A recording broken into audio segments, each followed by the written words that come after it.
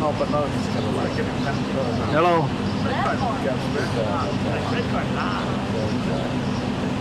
Hello.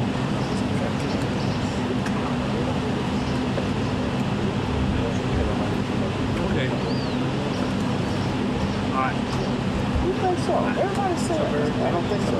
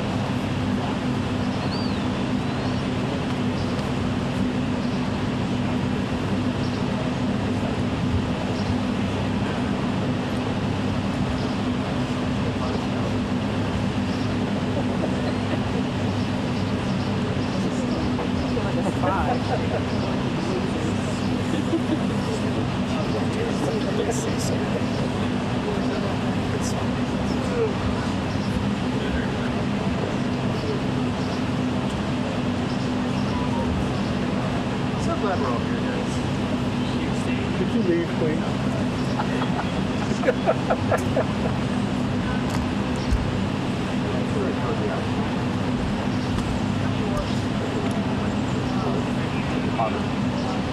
As he said, I'll go down to all at once.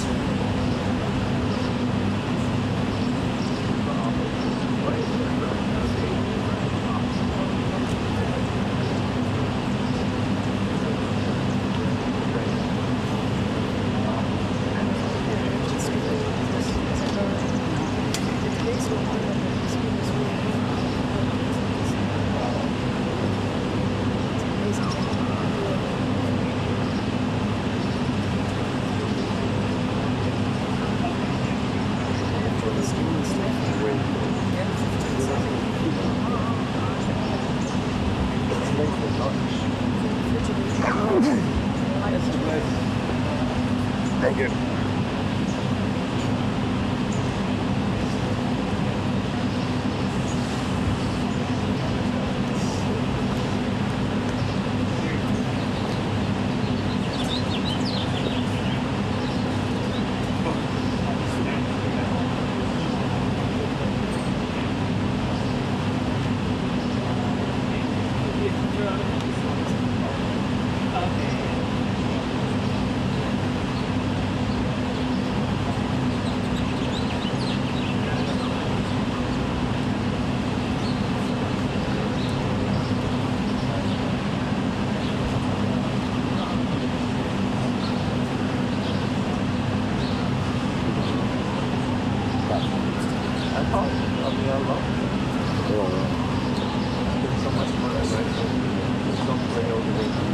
Oh yeah? Now,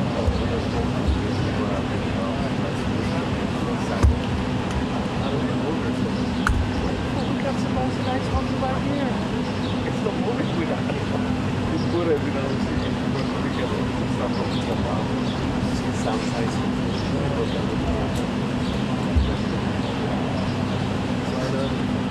It's huge. And it's happy. Yeah.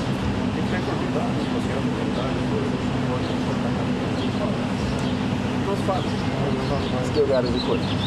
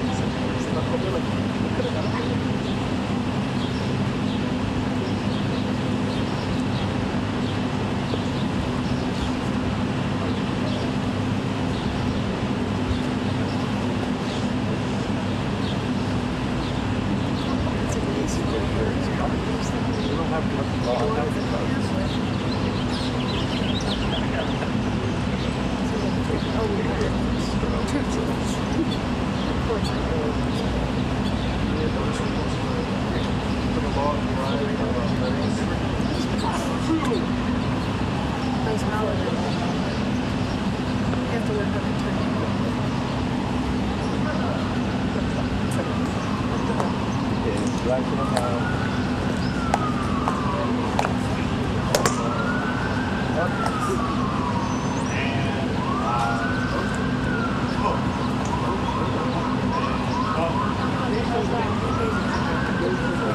opening.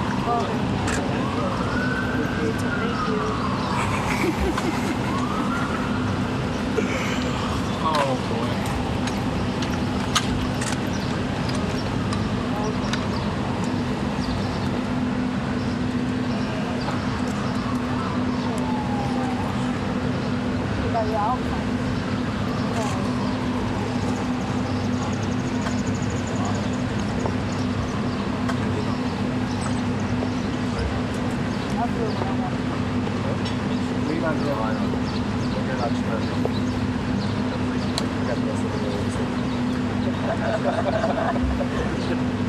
That balance.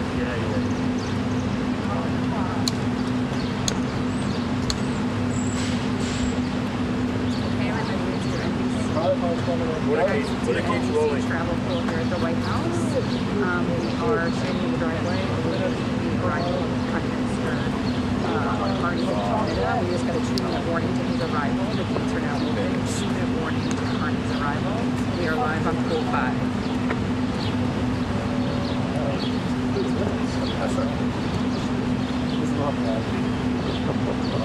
He's more picky of the suburban when it leaves. This will reach.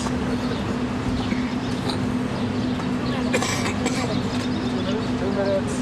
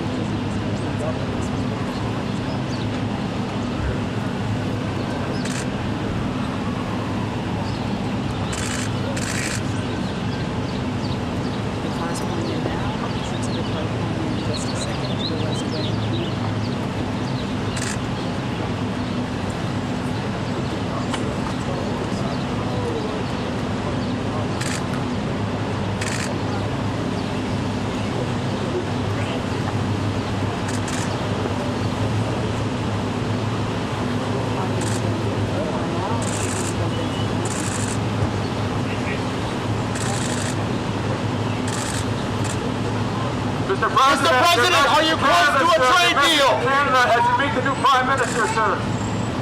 Do you think this Fed will cut interest rates tomorrow?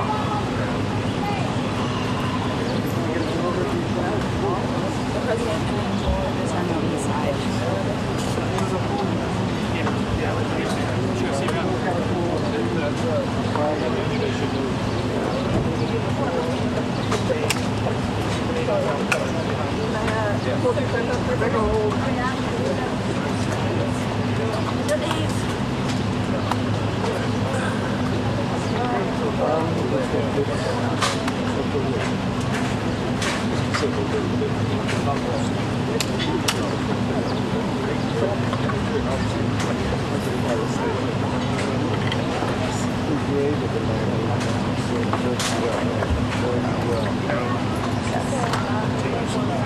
Yeah, strip. Some stretch.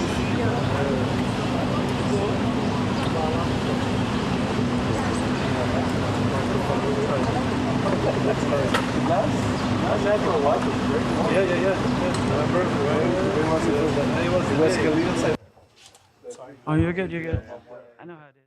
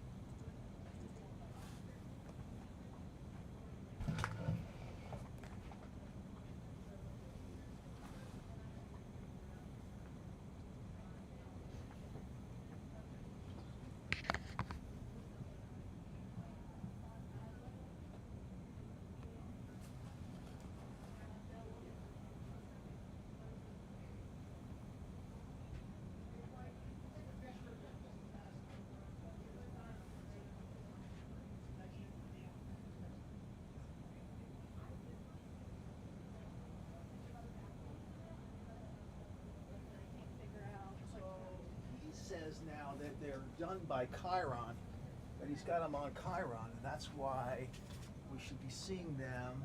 Where's our I think it's going through my. I can hear everything through my mic. By where's the our way. thingy? Yeah, background, yeah. Where's our back? Probably the lower pages.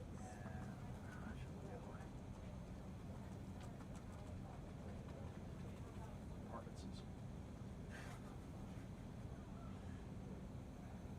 That's not funny. All right, so let's see.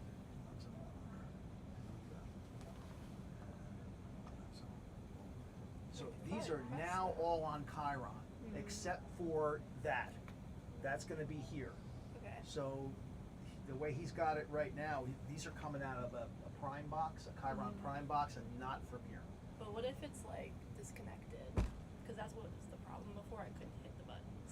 They wouldn't go at all. No. I'll have I'm gonna talk to him about it Okay. and see what the hell the deal is. Okay. It's probably yeah.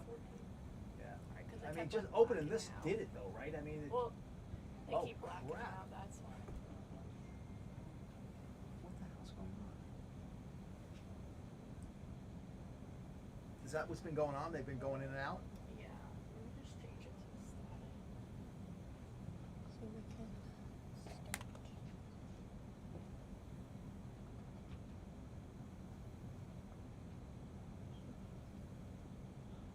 What are you going to go to the? Are the images still in the? Maybe. How often are these blackened? Just a couple times in the last like half hour.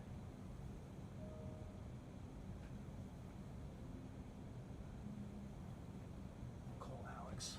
He's the one that's set this up.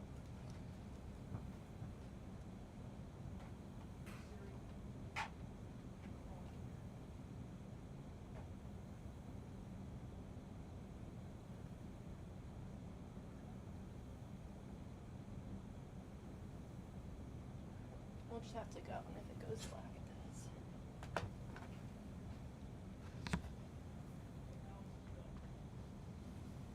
The spawn area, and look at the live zone.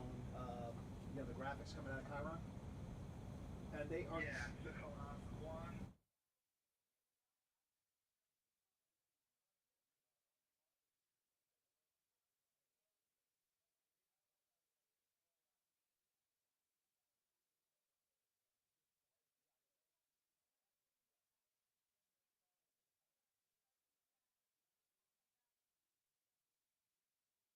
Hey guys, happy Tuesday and welcome to the Fox 5 Live Zone. I'm your host, News Affairs Director, as we call it, Guy Lambert. All right, so let's take a live look at the White House right now. If we could pull that up full screen. Yet again, truly appreciate you joining us right now on the Fox 5 Live Zone as we continue to bring you all coverage surrounding, well, none other than President Trump actually meeting with the Canadian Prime Minister. That meeting, the greeting I should say, happened just minutes ago. The Prime Minister actually arriving at the White House. President, well, actually greeted him and both of them then walked inside. We are expecting the President and the Prime Minister to address the media sometime later this afternoon. With regard to what's happening here locally, the Army now suspending military helicopter flight operations near Reagan National Airport. It comes after an Army Black Hawk helicopter caused 2 commercial flights to abort their landings last week. Now, according to the Army, the Black Hawk helicopter was flying to the Pentagon during that incident. In order to make sure the airspace was safe, the controllers asked the 2 commercial flights to go around. The incident now under investigation. Well, time is up for the Department of Justice to answer questions about efforts to release Kilmar Abrego Garcia from Salvadorian custody. The court ordered the Trump administration to provide answers no later than today. The Department of Justice believes they have already done that by removing all domestic barriers to his return. And the rest, well, they say, is up to El Salvador. Abrego Garcia's team says that's not enough to facilitate his release. Fox News uncovered a second protective order Kilmar Abrego Garcia's wife, Jennifer, filed against him. Now, documents in the 2020 case show she accused him of physical and verbal abuse. However, she now says her relationship with her husband has healed and she needs him home. Senator Van Hollen has been a top advocate for Abrego Garcia's right to due process. He will join the DMV zone live today at 3 o'clock. Well, D.C. Mayor Muriel Bowser has announced plans to reopen, in essence, really repeal the Initiative 82, the voter-approved measure that gradually increases the minimum wage for tipped workers to match that of non-tipped employees.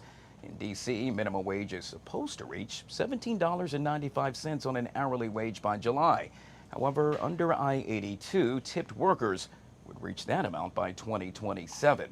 However, Bowser argues that shifting economic conditions warrant reconsideration of the policy.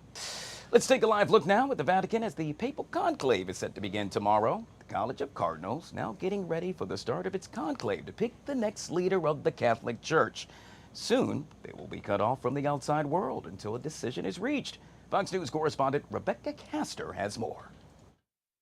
The 133 cardinals who will elect the new pope are all now in Rome and giving a look into their final discussions before the doors of the Sistine Chapel close. On the eve of the conclave, the cardinal electors held their final general meeting where they get to know each other and discuss the needs of the Catholic Church. What will be the church in the years to come? What will be the world years to come? And what kind of leader in the church, what kind of pope they have to choose. Today, they begin checking in to the Santa Marta residence where they hand over their cell phones as part of the security measures in place. After a mass on Wednesday, the conclave to elect Pope Francis's successor begins. The cardinals must decide whether to select a pontiff who will continue in the direction of Francis or choose a more traditional path for the church. He was an egalitarian pope. He embraced all diversity, and he was very forward-thinking. One round of voting is expected Wednesday afternoon, and the process continues each morning and afternoon until a 2/3 majority is reached. Though one cardinal says the race to lead the Catholic Church is still wide open. We don't choose a pope based on continent, based on race, based on language. We choose a pope that he truly can be the successor. Vatican staff working for the conclave have been sworn to secrecy and threatened with excommunication if the oath is violated. In Rome, Rebecca Castor, Fox News. And obviously, Fox 5 will have continuous coverage of the conclave, and you can download the Fox Local app just for that. Let's switch gears to politics, where right now, President Trump meeting with Canadian Prime Minister Mark Carney. Carney was elected last week following a campaign overshadowed by Trump's steep tariffs, if you will. Meanwhile, on Capitol Hill, members of the president's cabinet, including the Treasury Secretary and Homeland Security Secretary, are making their case for lawmakers that their agency's budget requests as the GOP looks to lock down key details of its sweeping tax cuts legislation.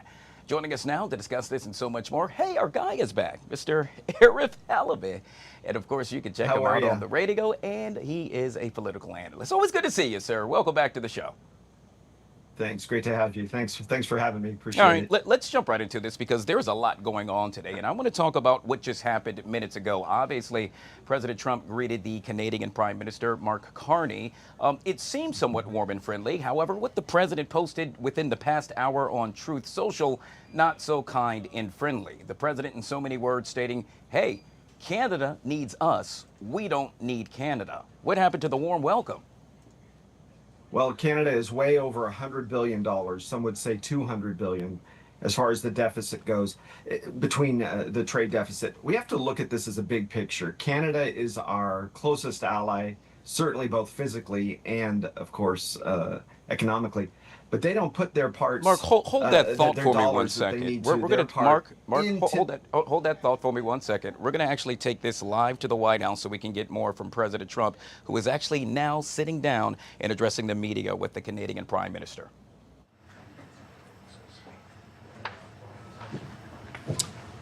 Thank you very much, everybody. It's a great honor to have Prime Minister Mark Carney with us. As you know, just a few days ago, he won a very big election in Canada.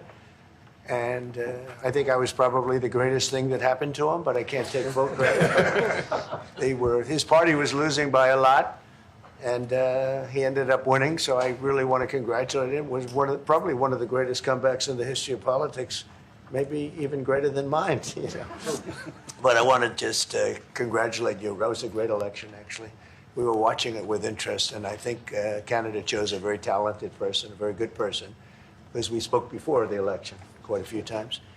And it's an honor to have you at the White House and the Oval Office. And you see the new and improved Oval Office as it becomes more and more beautiful with love. You know, we handle it with great love and 24-karat gold. That always helps too, right?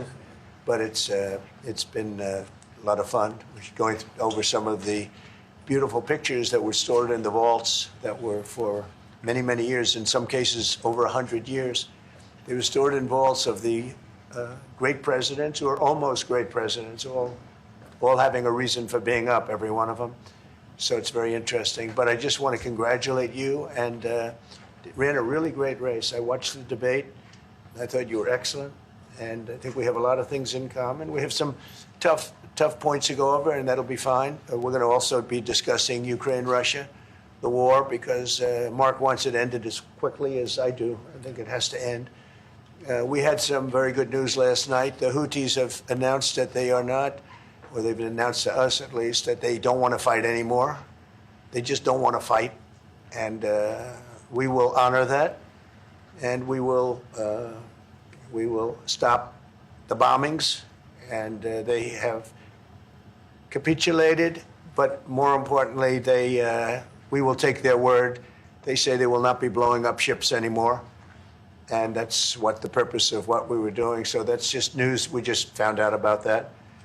So I think that's very, very positive. They were knocking out a lot of ships going, as you know, sailing beautifully down the various seas. It wasn't just the canal. It was a lot of other places. And I will accept their word, and we are going to stop the bombing of the Houthis, effective immediately. And Marco, you'll let everybody know that, okay? Do you have something to say about that, by the way? It's a pretty big announcement. Yeah, this was always a freedom of navigation mission. These guys, these are, a band of individuals with advanced weaponry that were threatening global shipping. And the job was to get that to stop. And if it's going to stop, then we can stop. And I think it's an important development. And we'll have maybe before we're going to, as you know, the Middle East, Saudi Arabia. We're going to UAE and Qatar. And that'll be, I guess, Monday night. Some of you are coming with us. I think before then we're going to have a very, very big announcement to make, like as big as it gets. And I won't tell you on what, but it's going to, and it's very positive. I'd tell you if it was negative or positive. I can't keep that out. It is really, really positive. And that announcement will be made either Thursday or Friday or Monday before we leave. but it'll be one of the most important announcements that have been made in many years about a certain subject, very important subject. So you'll all be here. Mark, would you like to say a few words? Well, thank you, Mr. President. I'm on the edge of my seat, actually, I for the big announcement. But thank you for your hospitality and above all, for your leadership. You're a transformational president, focus on the economy with a relentless focus on the American worker, securing your borders, ending the scourge of fentanyl and other opioids, and securing the world. And I've been elected with my colleagues here, with the help of my colleagues here. I'm going to spread the credit to transform Canada with a similar focus on the economy, securing our borders, again on fentanyl, much greater focus on defense and security, securing the Arctic and developing the Arctic. And the history of Canada and the U.S. is we're stronger when we work together, and there's many opportunities to work together. And I look forward to, addressing some of those issues that we have, but also finding those areas of mutual cooperation so we can move forward. That's great. Very nice. Thank you very much. It's a very nice statement. Mr. President, Anybody? Is USMCA dead? No, it was actually very effective, and it's still very effective, but people have to follow it. So, that's been a problem. People haven't followed it. But it was a transitional step a little bit, and as you know, it terminates fairly shortly. It gets renegotiated very shortly. But I thought it was a very positive step from NAFTA. NAFTA was the worst trade deal in the history of our country, probably in the history of the world. And this was a transitional deal, and we'll see what happens. We're going to be starting to possibly renegotiate that if it's even necessary. I don't know that it's necessary anymore, but it served a very good purpose. And the biggest purpose it served is we got rid of NAFTA. NAFTA was a very unfair deal for the United States. Very, very terrible deal. It should have never been made. It was made many years ago, but it should have never been made. Canada and the United States. Would you like to see your first trade deal be with Canada? Our neighbors? I would love that. Look, I have a lot of respect for this man, and I watched him come up in a sense through the ranks when he wasn't given much of a chance, and he ran a really great campaign. He did a really great debate. I think that debate was very helpful. I was going to raise my hand. I don't know if that's good or bad. I shouldn't say that. That might hurt you. But no, he ran a really great election, I thought. And yeah, something could happen. Something could happen. Yeah, please. What's the top concession you want out of Canada? The top concession you want out of Canada? Concession? Yes. Friendship. But that's not a concession. No, we're going to be friends with Canada. Regardless of anything, we're going to be friends with Canada. Canada is a very special place to me. I know so many people that live in Canada. My parents had relatives that lived in Canada, my mother in particular.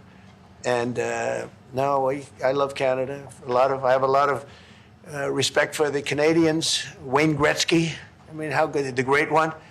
You happen to have a very, very good hockey player right here on the Capitals, who I have a lot of respect. He is a big, tough cookie, too. He just broke the record. And he's a great guy. And, we had the team here, and I got to know a lot of the players.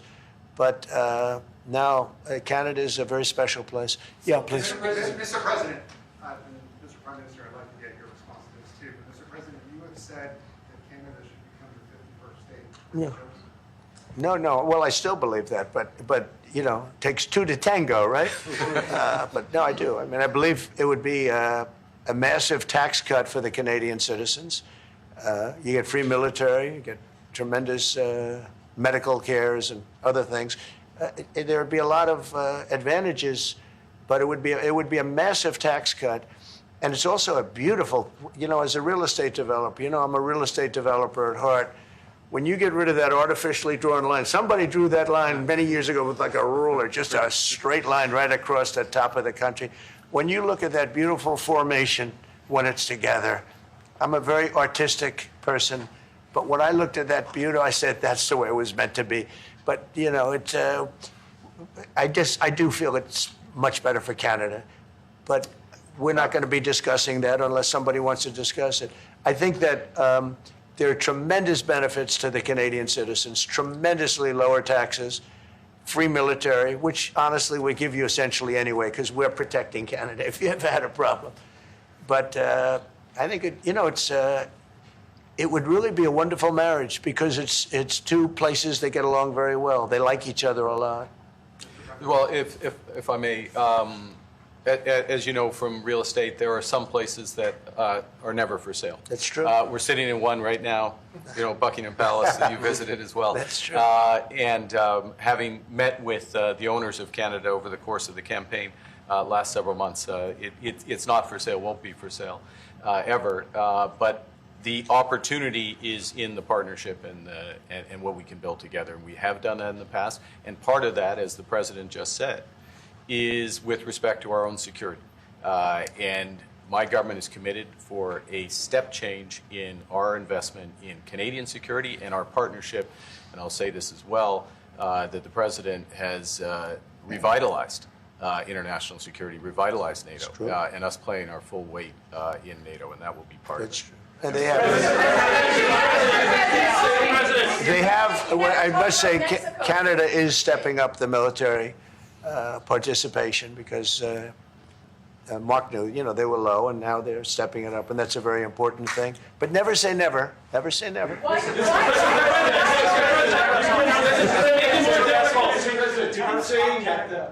would it take to get the tariffs top of Canada? Well, we'll be talking about different things. Like, we want to protect our automobile business, and so does Mark. But we want to make the automobiles, and we want to, we have a tremendous abundance of energy, more than any country. We have, just in Alaska alone, ANWR has been reopened now. ANWR is probably the largest find anywhere in the world. They say it's larger than Saudi Arabia. I don't know, but it's a lot. But we have tremendous amounts of energy. Other countries don't. We're both lucky in that way. They have energy. We have energy. We have more than we can ever use and more than we could ever sell, actually. And you have the same thing. So we're two countries that are very lucky. If you look at China, they don't have that. It's a big disadvantage. Other countries, most countries don't have. Most countries don't have that. So Canada and us, we have a lot of advantages over other places. When you consider what Mr. Carney just said, that Canada is not for sale, does this make the discussion a little more difficult to start on? No, not at all. No, not at all. No, time will tell. It's only time. But I say never. I've had many, many things that were not doable, and they ended up being doable, and only doable in a very friendly way. But if it's to everybody's benefit, Canada loves us, and we love Canada. That's, I think, the number one thing that's important. But we'll see. I mean, over time, we'll see what happens. China. I was hoping you could clarify something. Earlier this morning in Capitol Hill, Secretary Bethesda said that they're having no negotiations yet with China. You have said something differently. Can you clarify? They want to meet, and they're doing no business right now. And those ships are turning around in the Pacific Ocean. Big turn. Those are big ships. Those ships take about 10 miles to turn. And, we lost $1 trillion to China on trade because of an incompetent president that we had who preceded me, grossly incompetent. You're finding it out more and more now. And by not trading, we're losing nothing. So we're saving $1 trillion. It's a lot. But they want to negotiate, and they want to have a meeting, and we'll be meeting with them at the right time. But you haven't met with them yet. I have not met with them, no, of course. You would know if I met. I'd tell you they want to meet. But, we are right now, look, they're suffering greatly. Their economy is suffering greatly because they're not doing trade with the U.S. And they made most of their money off the U.S. Don't kid yourself. They don't make the money off other countries like this. And we had a trade imbalance. We had a deficit, or they had a surplus, another way of saying it, of more than $1 trillion. Think of it, more than $1 trillion. And because of 145%, that's the only reason, but because of they have now 145% tariff, there's no trading. You can't trade with 145%. We are, therefore, making, in a certain way, I guess, $1.1 trillion. In other words, we're not losing $1.1 trillion. Our deficit is much better. When I started, I say we were losing billions of dollars a day on trade. That's rapidly turning around. We looked at numbers this morning. So we were losing, the United States during Biden was losing more than, I won't even give you numbers because they're so embarrassing, but billions of dollars a day on trade. Those numbers are rapidly turning between the tariffs. Don't forget, we're now getting 25% on cars, 25% on aluminum, 25% on steel, and maybe more importantly, massive numbers of companies are moving into the United States. Honda, we have tremendous, the car companies are moving in at levels we've never seen before. The biggest investment ever made in the United States is being made right now. Trillions of dollars. I would say we could be at $9 trillion. You could go back to other presidents, they haven't had $1 trillion for their entire term. Look at Biden, he had bad numbers. People were leaving, they weren't coming in. They were leaving with Biden, and he didn't know the difference. The only thing he knew is people coming in. You know who they were? Illegal immigrants, okay, from prisons, from mental institutions, from all sorts of places that weren't good, from gangs, from Venezuela. They were coming in and they were criminals and murderers, 11,888 people that murdered, and at least half of them murdered more than one person. This is what Biden led into our country. I'm bringing in big companies. We have Apple is investing $500 billion.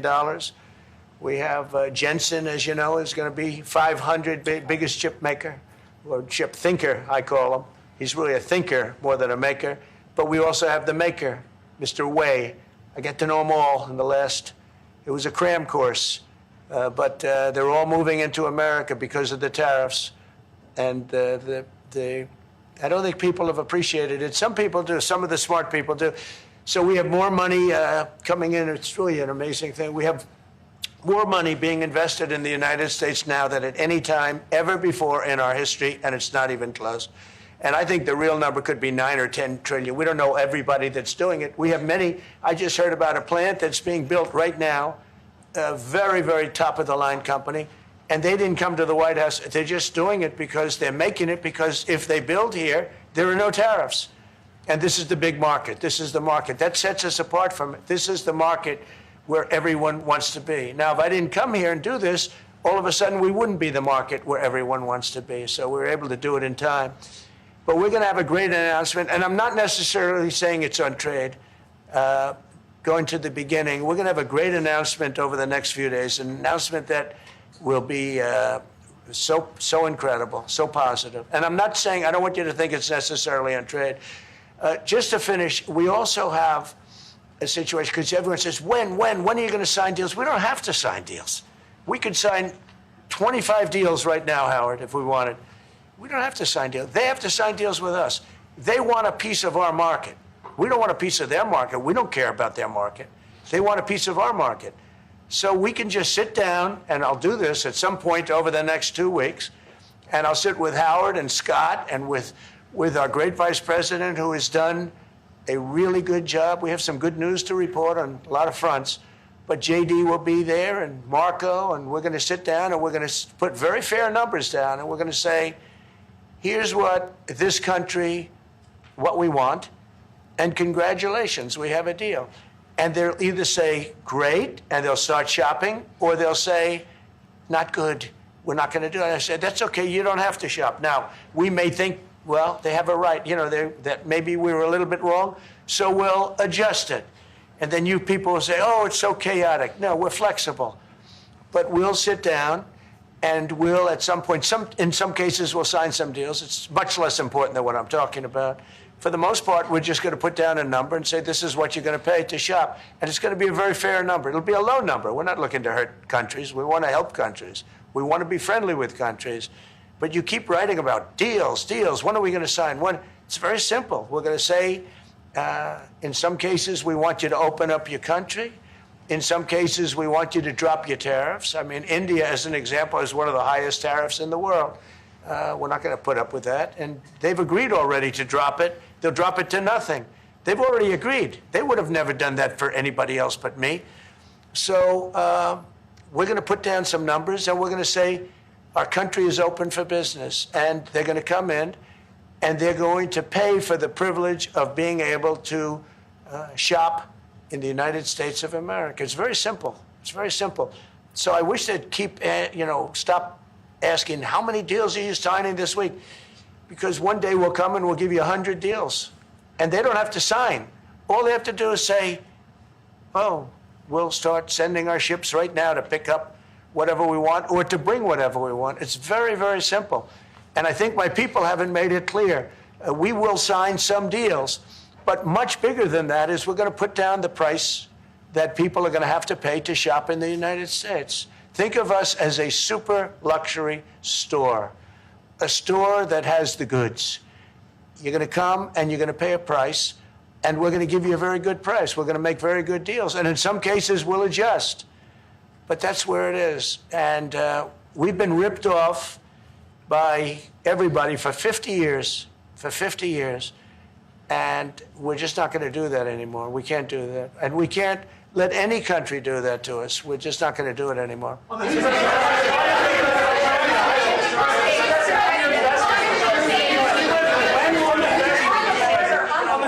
you tell us a bit more about the deal that you've reached with the Houthis? No, it's not a deal. They've said, please don't bomb us anymore, and we're not going to attack your ships. And where did you hear about that?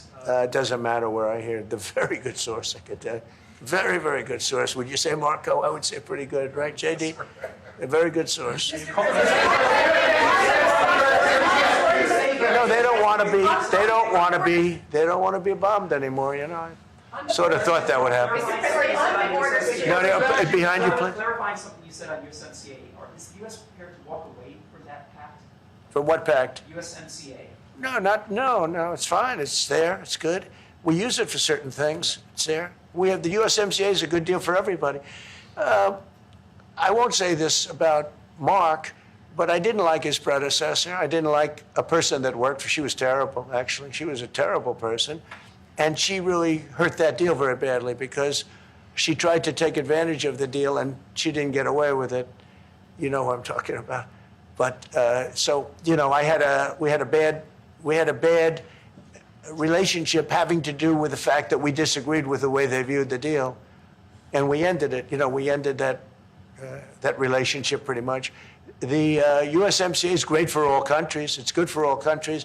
We do have a negotiation coming up over the next year or so to adjust it or terminate it. Mr. President. I'll say a word on USMCA, if I may, Mr. President. It is a basis for a broader negotiation. Some things about it are going to have to change. And part of the way you've conducted these tariffs has taken advantage of existing aspects of USMCA. So it's going to have to change. There's other elements that are come, and that's part of what we're going to discuss. Right. During the campaign, Prime Minister Carney talked about the American vitriol. How do you react if Canada decided not to shop in the American store as much as before and decided to partner with other countries? Well, we don't do much business with Canada from our standpoint. They do a lot of business with us.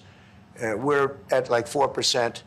And usually those things don't last very long. You know, we have great things, great product. The kind of product we sell, nobody else can sell, including military. Look, we make the best military equipment in the world, and Canada buys our military equipment, which we appreciate. But we make the best military equipment in the world by far. The missiles, the submarines, everything. Everything we have is really top notch. I rebuilt our military during our last term. Stupidly, we gave some away to Afghanistan, which shouldn't have happened. But that was, I think it was the most embarrassing moment in the history of our country. It was just a very incompetent people. But if you look, the man that's now the head of our Joint Chiefs, he led the attack on ISIS for me. That's why he's the head of the Joint Chiefs. And Raisin Kane, he was unbelievable. And as you know, we defeated ISIS. In 3 weeks. It was supposed to take 5 years. We did it in 3 weeks. And he ran the campaign. I said, I like him. But I knew him before. I went to Iraq, and we agreed to a plan, and that was the plan. And as you know, we did it in record time. So we have, you know, we have the best equipment in the world. We have the best, a lot of things. And but Canada, it does a lot more business with us than we do with Canada. Yeah. Mr. President. investments, Mr. President, when do you think the investments that you've announced, the trillions, will finally hit economic data this year? When you're saying about the tariffs and all? No, about the investments that you've announced. It's hitting right now. Look, they're already starting AI plants. These are not people that look for financing. That's a good thing. You know, in real estate, you get a site, then you have to look for financing. You have to get your zoning. You know, 5 years later, you start building. You get a bank, then the bank's no good. And these people have massive amounts of cash. The CHIPS Act was a ridiculous thing because that doesn't get them to build. All we did is hand very wealthy companies money. The CHIPS Act that was done by Biden. Billions, we give them billions of dollars. They don't even have to do anything with it. And then if you weren't, if you didn't have, and I don't want to be a wise guy, but if you didn't go with the DEI, if you didn't go with all of the different things, woke, if you weren't woke, you couldn't even use the money. You had to have a certain percentage of this and that and that and that. It's impossible to have. The companies actually complained to me. They said they gave me all this money, but nobody can get these people to do anything. I mean, look, President Obama, and if he wanted help, I'd give him help because I'm a really good builder and I build on time, on budget. He's building his library in Chicago. It's a disaster. And he said something to the effect, I only want DEI, I only want woke. He wants woke people to build it. Well, he got woke people, and they have massive cost overruns. The job is stopped. I don't know. It's a disaster. And I don't like that happening because I think it's bad for the presidency that a thing like that should happen. He's got a library that's a disaster. And he wanted to be very politically correct, and he didn't use good, hard, tough, mean construction workers that I love, Marco. I love those construction workers. But he didn't want construction workers. He wanted people that never did it before, and he's got a disaster in his hands. Like millions of dollars, many millions of dollars over budget. And I would love to help him with it, or somebody else. I could recommend professionals, but it was not built in a professional manner. By the way, nor was in California a little train going from San Francisco to Los Angeles that's being run by Gavin Newsom, the governor of California. Did you ever hear of Gavin Newsom? He has got, that train is the worst cost overrun I've ever seen. It's like totally out of control. So then they said, all right, we won't go into San Francisco. We'll stop 25 miles short. And we won't go into Los Angeles. We'll stop 25 miles short. It's hundreds of billions of dollars for this stupid project that should have never been built. And then they realized that it would have been a lot less costly if we just gave limousine service back and forth and gave it free. They would have saved hundreds of billions of dollars. They have airplanes that go there for one 1/100th the cost. And they have cars. They have a thing called a highway that goes back and forth that's not fully utilized. And they got involved with this project. And Gavin, you know, I always liked Gavin. I had a good relationship with him. I just got him a lot of water. You know, I sent in people to open up that water because he refused to do it. And we just got him a lot of water. If they would have had that water, and if they would have done what I said to do, they wouldn't have had the fires in Los Angeles. Those fires would have been put out very quickly. But if you think about it, and you got to take a look at this, it's the worst cost overrun I've ever seen. I've watched a lot of stupid people build a lot of stupid things, but that's the worst cost overrun I've ever seen, what's happening between San Francisco and Los Angeles. And you ought to ask about that because this government is not going to pay. I told our very great new Secretary of Transportation, he's doing a good job, Sean Duffy, I said, we're not going to pay for that thing. They are just, it's out of control. This is something that you don't have things like this. It's not even conceivable. Like 30 times over budget, 30 times. It's the craziest thing and now it's hundreds of, it was supposed to be a simple train. And I think the media should take a look at it. And I'd love him to run for president on the other side. You know, I'd love to see that. But I don't think he's going to be running because that one project alone, well, that and the fires and a lot of other things, pretty much put him out of the race. Mr. President, what changes would you like to see to the USMCA? Or what changes would you like to make? We're going to work on some subtle changes, maybe. I don't even know if we're going to be dealing with USMCA.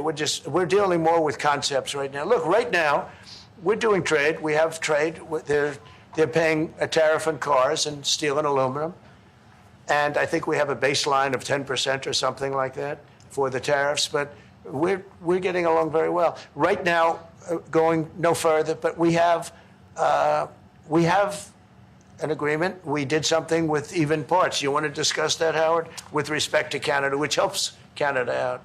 Sure. So we've made an arrangement with the car companies that 15% of their USMCA parts are included, and then 15% of foreign parts from the manufactured suggested retail price are not tariffed to help domestic manufacturing really thrive. So it gave them a chance to be able to build their car parts factories if they're going to. A lot of these companies already have factories, and what they have to do is just fill them out.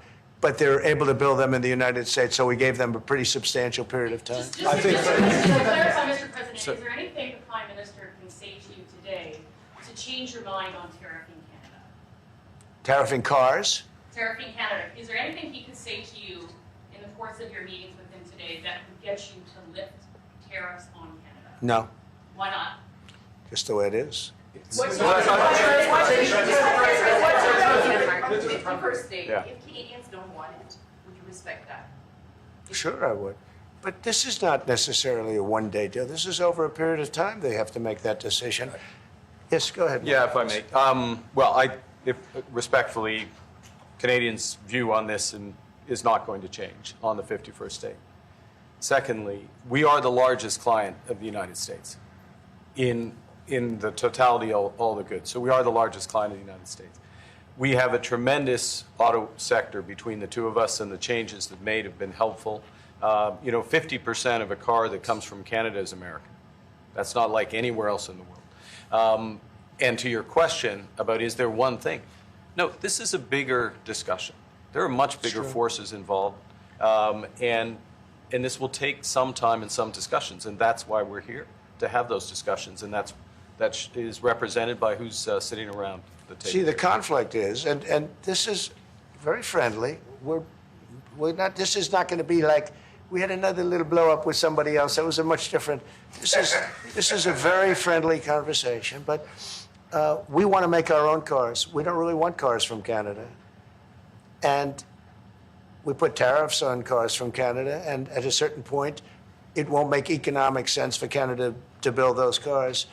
And we don't want steel from Canada because we're making our own steel, and we're having massive steel plants being built right now as we speak.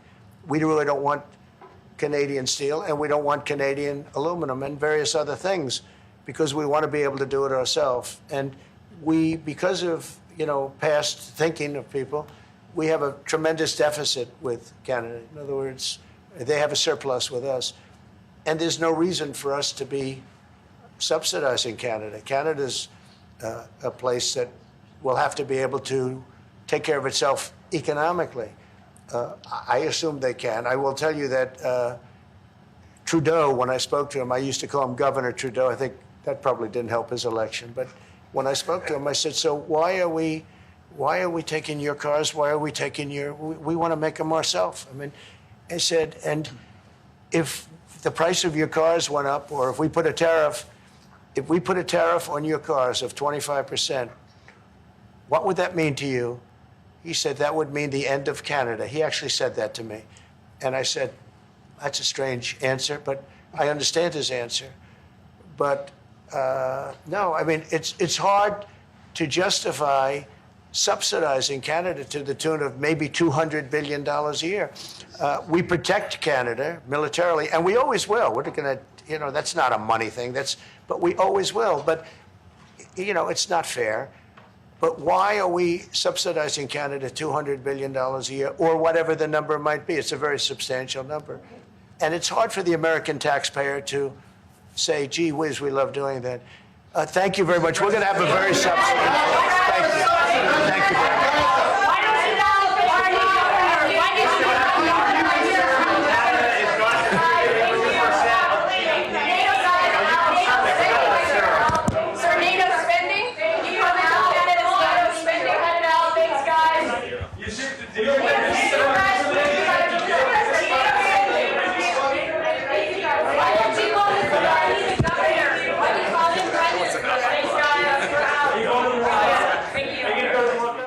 right, there you have it. President Trump flanked by the Secretary of State, Marco Rubio, Vice President J.D. Vance, and the Canadian Prime Minister, Mr. Mark Carney. The president immediately beginning that meeting by stating that the U.S. has now stopped the bombing of the Houthis, stating that the Houthis, in essence, do not want to fight with the U.S. any longer. The president also making mention that there will be a big announcement in the coming days on a certain subject. He did not expand with regard to that subject. He stated that will happen Thursday, Friday, and or Monday. With regard to Mr. Carney, the president said he has respect for the prime minister. As for Mr. Carney, he told the president, "Thank you for your leadership," and stated that Canada is not for sale. Joining us yet again to discuss all of this and so much more is Mr. ARIF HALABY, AM 870, The Answer, back here on the Live Zone. Thank you so much for being patient, ARIF. Did we lose you? Uh-oh, I think we lost his audio. Let's see if we can go ahead and bring his audio back up. Obviously, this was a contentious meeting that many thought that would happen. But for the most part, it seemed that they played nice. Yet again, the president actually hopping on Truth Social just minutes prior to that meeting, stating that, well, in essence, America does not need anything from Canada, and Canada needs everything from America. However, during that brief interaction with the media, well, that subject was never really addressed. Yet again, let's see if we can bring up Mr. HALABY back here on the Live Zone. Good to see you, sir. Thank you so much for being patient. All right, I guess we tried. It's not going to work for us right now. Tell you what, we'll take a quick break, see if we can fix the kinks, and we'll be right back. You're watching the Live Zone.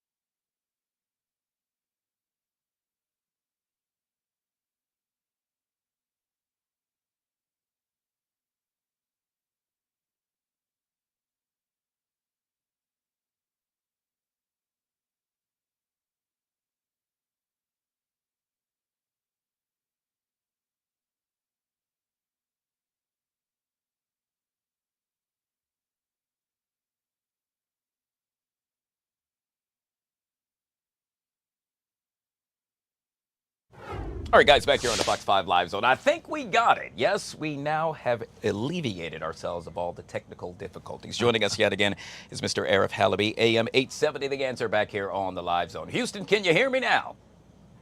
Yes, I got you. I can tell you, it was always interesting watching. Oh my gosh, two foes yesterday, or as of really just a few minutes ago. Look, Canada has been a part of the friendliness, if you will, of the United States for a long time. We count on each other. It's about time that Canada, 1.37% of their budget towards defense and NATO, they've counted on the United States as the most safe, if not economically strong in the history of the world, southern border, and then a bunch of ice in the north. Really, it's the reason they didn't have an intelligence service until 1984. Think about that. You and I can remember 1984. They didn't even have an intelligence service as we have the CIA or any intelligence agencies. None until 1984. So they counted on us for everything. Yeah. So, Arif, I got to tell you, I sat there and watched that brief meeting, obviously, the president and the Canadian prime minister both addressing the media. And I want to go back to what I touched on prior to us taking that live. And that is just minutes before that meeting, the president yet again hopped on Truth Social and stated that, well, we don't need Canada. Canada needs us. We saw during that brief meeting that, well, that wasn't actually addressed. But yet again, not really a warm welcome for the Canadian prime minister just minutes prior to showing up. Well, there's always three different audiences whenever international leaders get together.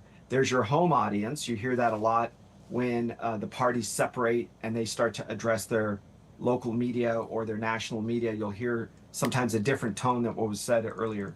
That's one audience. And then the other audience is international, foreigners, in this case, China, that's listening, trying to see if there are cracks in our relationship.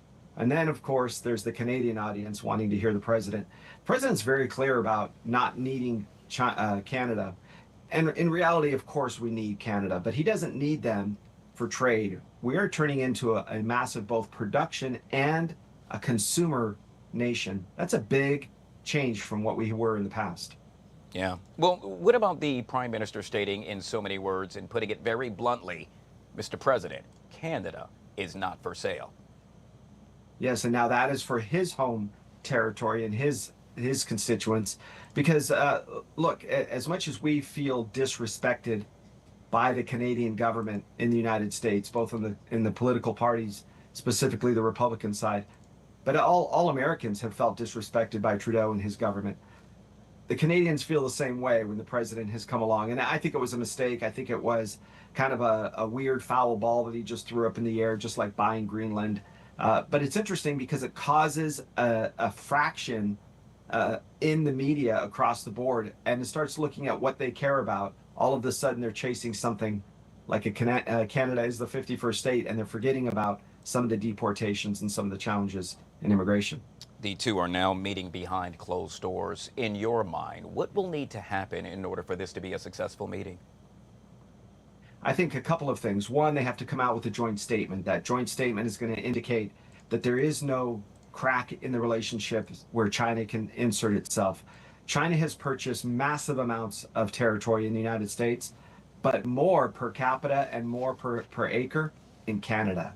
The west coast and the southern part of Canada that butts up against the United States is massively inhabited by Chinese Communist Party military leaders. It is under their personal name or corporations, but it is right up against the border of the United States all throughout Canada. And I think China wants to see if there's going to be a repatriation of some of that land back into the Canadian government and to Canadian citizens. Yeah, yet again, it's going to be very interesting to see how all of this plays out. We've been speaking with ARIF HALABY, AM 870 The Answer, yet again, very patient and kind enough to join us right here on the Live Zone. Truly appreciate your time, sir. Appreciate you. Thanks so much. All right, guys, we'll take a quick break and we'll be right back.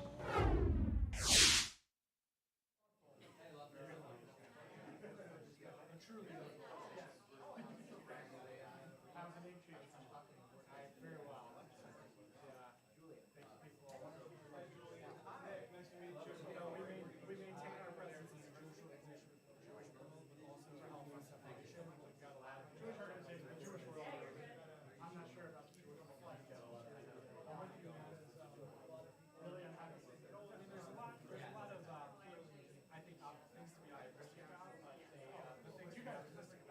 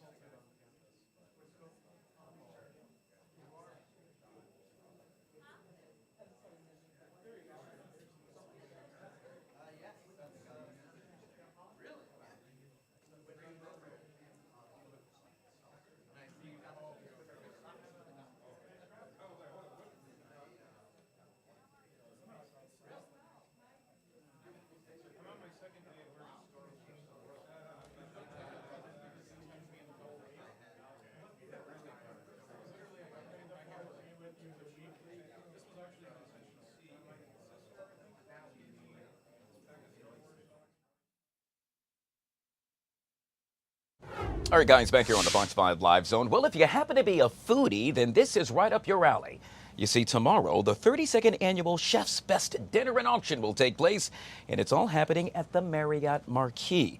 It's an event that brings together business and community leaders to literally enjoy gourmet tastings from 30 plus of DC's top restaurants and chefs and mixologists, followed by, well, shall I say, a live auction. Joining us now to discuss this and so much more is the Executive Director of Food and Friends, Miss Carrie Stolfus, right here on the Live Zone. Carrie, thank you so much for coming on the show. Yeah, thank you for having me. It's great to be here. I got to tell you, I'm really excited about this. You had me at food. As soon as I saw that, I said, you know what? We got to make sure we address any and everything that you all are doing. This is really all about what you all have done on a day-to-day basis, and that is, well, serving some 1.75 million folks that were in dire need of help. Yeah, that's how many meals we are delivering every year to about 5,500 people who are living with really serious illnesses and diagnoses across the metro region. People with all types of cancer, kidney failure, heart failure, really serious issues that can affect their ability to cook and shop on their own. Yeah, but the mere fact that you all have done this day in and day out, as I just stated, I'm just somewhat baffled that for example, that you all do it so well and that, well, it's taken so much time to recognize the amazing work you do. You should be celebrated each and every day.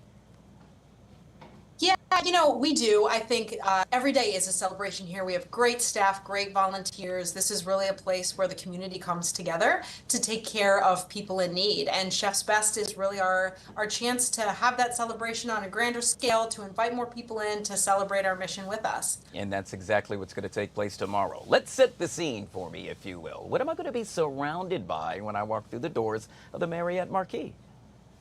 Yeah, well, you mentioned food, and we do want to lead with that. Really, some of the best restaurants in the city are going to be with us. Our chef chair is Chef Tang from Rooster and Owl. We also will have, the Duck and the Peach, Maidan, a whole host of other restaurants, Moon Rabbit.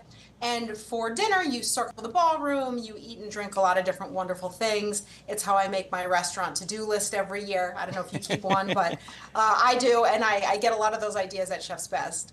It's a party with a purpose, as they like to say, and that purpose is to raise money, and you all will do so with a live auction.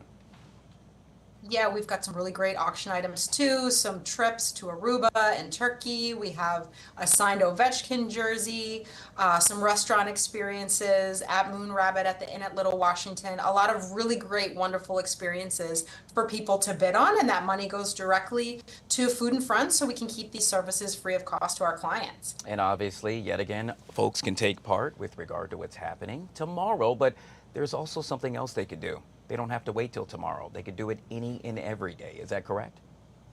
Absolutely, yes. Folks who are interested in getting involved with Food and Friends can go to our website at foodandfriends.org. We need volunteers and we need supporters year-round, and we'd love to have you join us. Absolutely love it. And Carrie, we love what you all are doing. Some of the good guys and gals. Yet again, we've been speaking with Carrie Stolfus. You're welcome. Food and Friends Executive Director, joining us yet again right here on the Live Zone. Make it a great day. Have fun. Thanks. Take care. See you tomorrow. All right. Well, here's another feel-good story that's sure to put a smile on your face. You see, healthcare providers at Children's National Hospital in D.C. now have access to, get this, Hair for You. It's a program that trains nurses to better care for different hair types of all their patients. It's truly one of a kind. And joining us to tell us all about it is Renee Roberts-Turner. She's the Executive Director of Nursing Excellence in Child and Family Services at Children's National. Good to see you and welcome to the show. Thank you so much, Guy. I'm so happy to be here. And we're happy to have you. For folks that are hearing about this for the first time, do tell, how did all of this come to be? So I think, like with many things in healthcare, it kind of starts with personal stories. During the pandemic, I had a mom who was in the hospital, and I was worried about her. And the thing that kept coming to mind was, what about her hair? I also had a niece that was admitted to the hospital. We were talking about, what about your hair? How are we going to take care of your hair in the hospital? And I think for me personally, it opened up this Pandora's box of what are we doing around hair and healthcare. And so we created this program at Children's National that not only are we caring for hair, but first we're assessing hair and scalp to make sure we're identifying maybe pressure injuries or lice or things like that and hair. And then we are also providing hair care as well.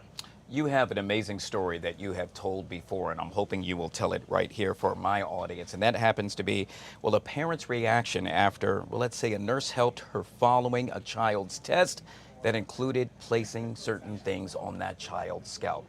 You know what I'm talking about? I do. So sometimes in the hospital, there are tests that are done that require us to put things in children's hair. And so in order for the pieces of the equipment to stick, there's some sticky substance that has to go on for the device to stick to the hair for them to get the reading they need. And then afterwards, sometimes it's difficult to get that substance out of the hair. And so we had a patient where this had occurred, and one of the nurses was able to use some of the products we have to help detangle the hair and get that product out. And the parents were very happy. They were excited. They were thankful for the fact that we took the time to help them get that that gook out of the hair, and also were able to style it afterwards. One of the other things that you've said that I absolutely love is that when it comes to hair, it's not just about vanity, although I would beg to differ sometimes. In this case, it's all a part of well-being, and that's exactly what you all focus on. Absolutely. Something that's really important. And again, I think all of us just want to feel like humans, especially in a place like healthcare, in a hospital where no one plans to come to the hospital unless it's a planned, surgery. And so what we want to do is to make sure we can make our patients and families feel like they're as normal, be as normal as possible, right? So if you normally wash your face and brush your teeth and do your hair, we want to make sure that we're providing those opportunities for our patients and our families. So now the job is for us to make sure that our audience is fully aware of what you all are doing. But guess what? We want to spread the good word. We want this to actually take place in a number of other hospitals. The likelihood of that happening. So one of the major goals of this project was to create a competency that could be utilized in all healthcare settings. And so our goal now is to disseminate this information, to share this competency, again, looking at assessment first, and then care, and to really advance the professional practice of nursing. This project was sponsored by the American Nurses Association, and the fact that they took the time to select this project as one of the projects that they would support also demonstrates that this is an opportunity for us in nursing to advance. So the goal is to have all hospitals have this as a standard of care. You know what they say? We're going to speak it into existence. And I bet you just that will happen. I love it. Yet again, we've been speaking with Renee Roberts-Turner, Executive Director of Nursing Excellence in Child Family Services at Children's National. Always good to see you. Thank you so much for coming on the show. All right, guys, we'll take a quick break and we'll be right back.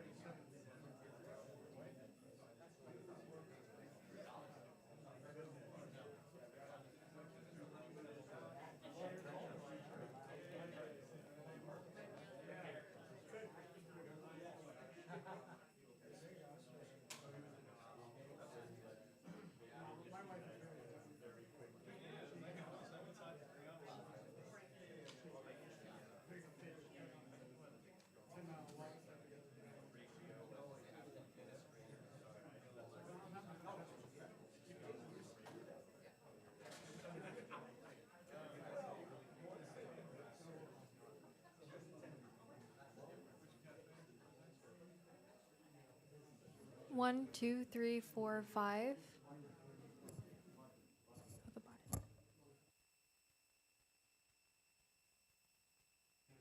1, 2, 3, 4, 5.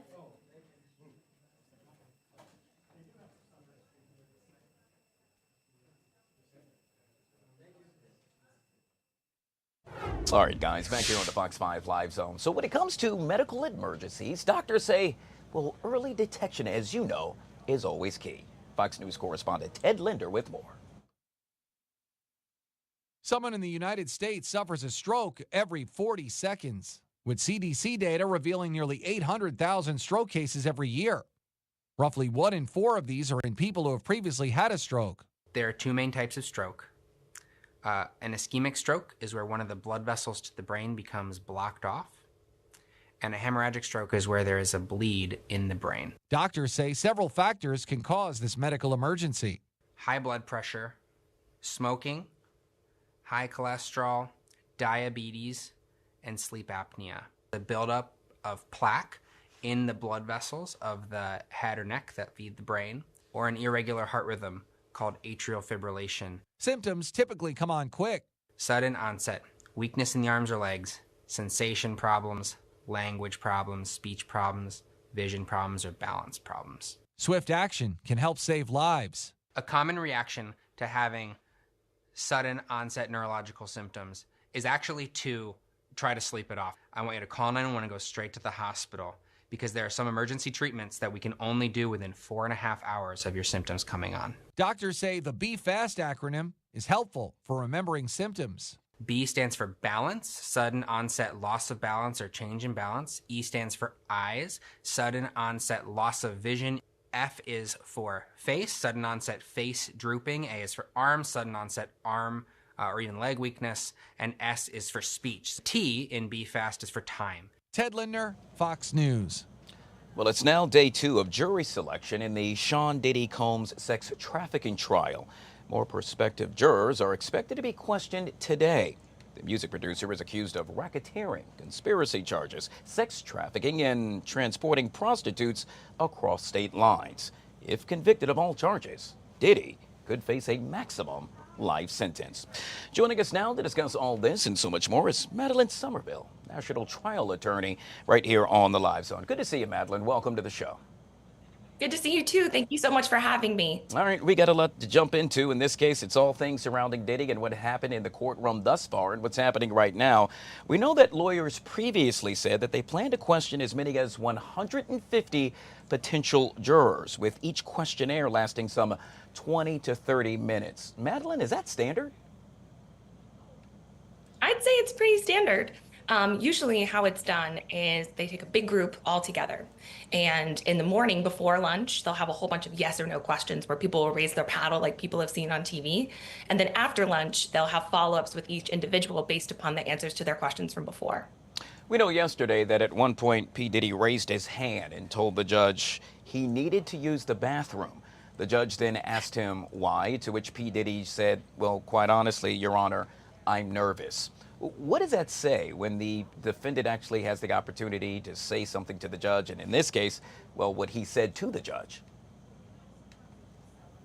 I think that's a really good question, actually, because whenever there's something that's out of the ordinary, right, something that's not really expected that happens during a trial, the juror's attention is always directed exactly there. And in that moment, right, he's literally talking about something that's a human need. It humanizes him to the jury. And perhaps he knows that, perhaps he doesn't, perhaps it was really something he needed to do. But either way, it's a human moment for him to share with the jurors. Speaking of a human moment, we know that Diddy was dressed in civilian clothing, including a white button-down shirt, dark sweater, and light-colored pants yesterday. The judge previously gave him permission to wear street clothes rather than the jail uniform. Is that something he should continue to do? Oh, absolutely. He should wear his street clothes and not a jail uniform. That's, again, exactly like you said, humanizing him. It's a chance for them to see him as a person and not as a criminal, because as we all know, you are innocent until proven guilty here. And so he should wear the clothes of an innocent person until he's been proven otherwise. Yeah, we've all heard the term guilty by association. In this case, I'm referring to a number of the other A-list celebrities and the names that may very well come up within that courtroom. In addition to the questions about the history of sexual assault, jurors were given a list of people and places related to Combs. The names included Michael B. Jordan, Kid Cudi, Cassie, Michelle Williams, Mike Myers. I can go on and on I got to tell you, Madeline, if I happen to be one of those A-list celebrities, I want my name out of this. I most certainly would too. I would definitely not want my name included. And simply because their names will come up doesn't mean that they'll have to be at the trial. Now, it's possible that they will be. And things can change on a dime in a criminal trial. People can show up that weren't on a witness list because sometimes you have to establish credibility. And when you need to do that, you can call in a surprise witness, and that could happen. But you never want a witness to be there who doesn't want to be there. So hopefully for both sides' sake, everyone who testifies will want to be there. It's always difficult to have to subpoena someone. Yeah, we touched on this yesterday, and I want to bring this back to the forefront, and that is the option to have a plea deal. P. Diddy was given the option to do just that, and it's unclear what that plea deal consisted of, but one thing's for sure. He said, nope, not taking it. Yeah, I mean, that's for sure. And it's difficult because he's being tried both in a courtroom and in the court of public opinion. And a lot of times when people take a plea deal, it's not because they are truly innocent or guilty. It's because they think that they can't beat the system. And in this case, perhaps what he's doing is saying, you know what, I think I have the tools and or the facts on my side in order to allow me to beat the system that usually people don't have. Yeah, yet again, P. Diddy now facing life behind bars if convicted on all charges. We've been speaking with Madeline Somerville, national trial attorney, joining us right here on the Live Zone. Truly appreciate your time. Thank you so much for having me. You got it. All right, guys, if it's happening and it's happening now, we're taking you there. In this case, a number of Republican lawmakers speaking about combating anti-Semitism. Let's take a listen in. This week will demand accountability. As a member of the committee, I look forward to asking those presidents what they are doing and what they intend to do about the rise of anti-Semitism on their campuses. And if they're not doing anything, then I have a question. Why should they receive federal funding? My answer is clear. They shouldn't.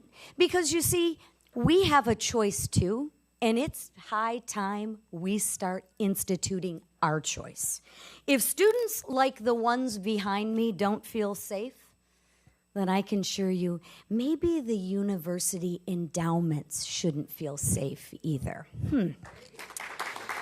Or maybe if the presidents of these universities aren't willing to act, then perhaps I would offer them to take a tour of the Holocaust Museum right down the street so that they can be reminded of why we are so adamant that they do something to protect these students. These students that all they want to do is go to college to get an actual education and actually be allowed to go to class without harassment.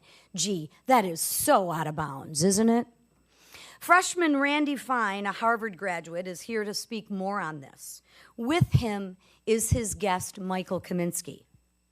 Michael was unfortunately a victim of anti-Semitic violence. The president of that university will be at our hearing tomorrow, and the chairman of that hearing, a fellow Michigander, Chairman Tim Walberg, will lead that hearing. And I thank you for continuing to lead on this issue of holding these colleges and these universities accountable. There's no one better to lead that committee than you, Mr. Chairman, and I have all the faith and confidence in you that we will get to the bottom of this. And as Vice Chair of the Committee on Education and Workforce, we also have Mr. Owens here. Thank you, Mr. Owens, for being supportive of this as well. As you can see, this is extremely important to our leadership. And now I want to turn it over to our chairman of the Ed and Workforce Committee, Chairman Tim Walberg.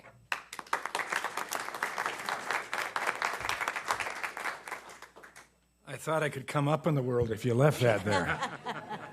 Michael, I want to add my grateful appreciation to each of you being here as well. We stood in this room for a similar press conference last year, and hoping that it would be the last one that we would need. I don't think that's going to be the case. History records the fact that, sadly, Jews are a useful whipping boy and girl for other ills that go on in society that are hidden, and sadly the Jews have to take that hit. My Jewish aunt, Della Goldberg Larson, would be proud to have her nephew in the chairmanship of this committee and continuing to do what's necessary to make sure that liberty and justice for all is here, including for our Jewish citizens and those that long to experience what this great country has afforded, at least in word, and now we want to make sure it's done in deed and continues with freedom for all. Last Congress, this committee held multiple hearings on anti-Semitism. We brought in some of the so-called prestigious institutions to sit before us with their presidents. We saw shameful displays go on there with presidents that didn't understand, at the very least, I hope they just weren't turning their heads, but didn't understand at the very least the impact upon students and students' lives, their emotions, their stability. The fact that they were at an institution to gain wisdom and understanding and ultimately present to the world a completed student ready to carry on. And yet, they were putting situations in Ivy League schools where that couldn't take place for them. We also saw anti-Americanism develop from that as well. We saw the ugliness of DEI that was propagated, that didn't encourage inclusion, didn't encourage diversity, didn't encourage anything that America offers. And so we're going after it again. This time, we'll have the hearings tomorrow, and I'll be meeting with all of the presidents today in my office. I'm just waiting with bated breath, whatever bated breath is, to hear what they're going to say to justify what they are doing. Some are just doing in the last couple weeks to prepare for this hearing. And yet up until this time, it wasn't done. We have Haverford, a liberal arts college with 1,400 students in it, that has committed some of the worst atrocities that you could expect upon human beings, Jewish students, and supporters of Jewish students on their campus, and has given a lot of words, but no action until the last couple weeks. At Cal Poly, San Luis Obispo, with roughly 22,000 students, on the other side of the world from where we're at, the type of violence that has gone on there, the statements saying we are going to stop this and then more or less keep on doing it with the hand signal has carried on, with students being blocked out of classes, with faculty joining arms with protesters and blocking students from going to parts of the campuses, and violent attacks. And then at DePaul University, the largest Catholic university in the United States, the largest Catholic university in the United States. Many people think it would be Notre Dame, but Notre Dame isn't, but Notre Dame's handling this issue appropriately. We believe that DePaul needs to do that. And you'll hear from a student today who is not only spurned for being a Jew, but also was assaulted. One who's preparing for military service, wants to serve the country and serve his people,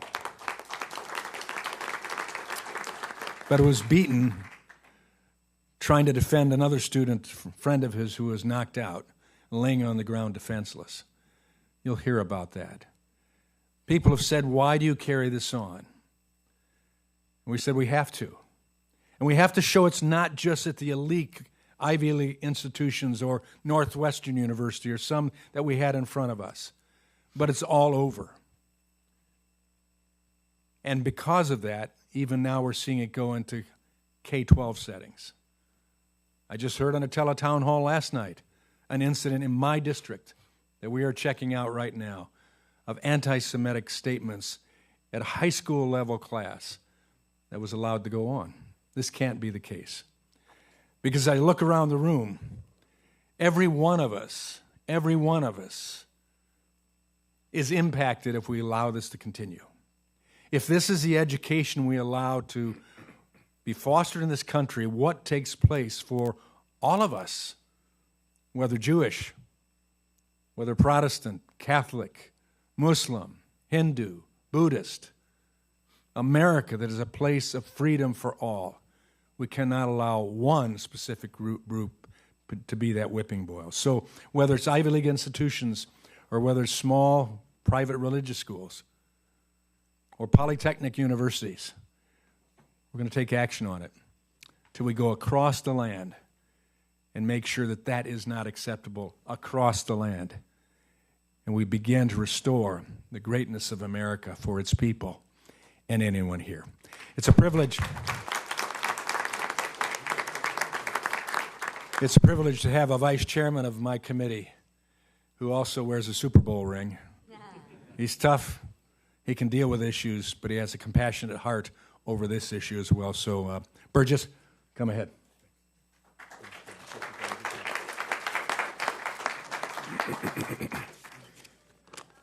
Let me start off by saying this is 2025, my friends, not 1960s when I grew up in the Deep South.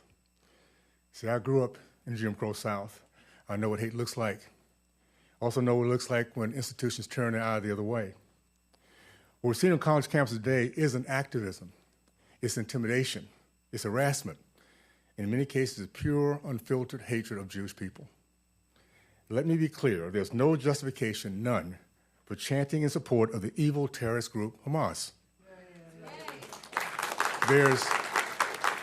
There's no gray area when it comes to glorifying rape, torture, and the murder of innocent men, women, and children. Colleges in the past have been dealing with, they deal with speech they don't like. When it comes down to mobs calling for the destruction of Israel, they suddenly lose their spine. This is not a free speech issue. It's a public safety issue. It's a moral issue. And when every school that allows this chaos to continue needs to lose all federal funds. I'm calling for every university president, every trustee, every donor to take a stand and do your job, or step aside. We'll not stand by while colleges become the breeding grounds for hate. We are the country of becoming a more perfect union. I've witnessed it since the 60s. We had become a more perfect union because we understood education was at the core of our values, of our culture, and look at each other the way God looks at us from inside out, not outside in. And we'll get back to that, my friends. We'll not stand by while colleges become the breeding grounds of hate, not on our watch, not on Secretary McMahon's watch, and certainly not on President Trump's watch. I just want to say, for you courageous Jewish students, you remind me of the 1960s when it was the young black students that stood at those counters and fought against the hatred at that time. Thank you for your courage. Our country knows it and sees it. We have something called empathy, and we will respond accordingly. I can't say enough about our leadership. Our chairman is not only compassionate, he's wise, he has institutional knowledge, and he's the right man for the moment. So I'm excited about what you guys are going to witness as we continue to get our country back on track. Thank goodness we're living in a time we're seeing it, my friends, so get ready. Appreciate it. And is it Randy? Randy, come on up, buddy.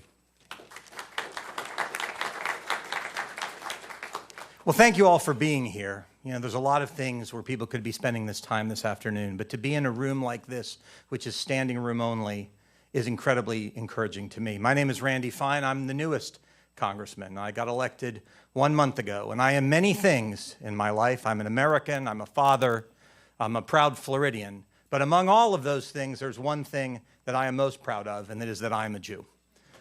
And as a Jew, I have personally experienced the scourge of anti-Semitism. I experienced it my entire life, particularly as I grew up.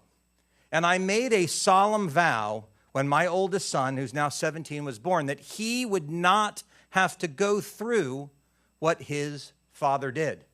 And it is a vow that I have failed to live up to. You see, anti-Semitism today is as bad as it ever was when I was a kid. In fact, some can argue that it is even worse. So when I got elected to the Florida legislature 8 years ago, I said I was going to solve that problem. And if you look at the anti-Semitism you see around the country, we don't have as much of it in Florida because I was willing to fight that fight, often alone. So imagine my surprise.